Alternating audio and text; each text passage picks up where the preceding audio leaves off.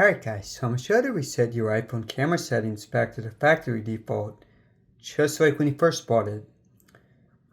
To do this, you're going to have to first go into your settings, press on General, go down to the bottom, press on Transfer or Reset iPhone, press on Reset. Now unfortunately there's only one way to do this, you have to reset all the settings.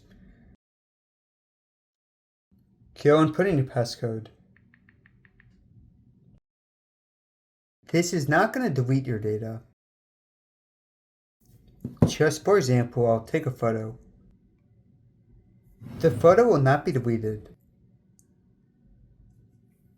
Tap on Reset All Settings. Once again guys, it's going to reset all your preferences.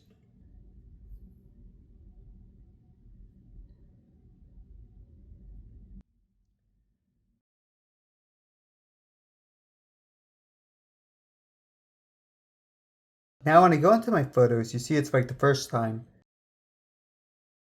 The photo I took earlier is still there. Thanks for watching guys, hope this helped out.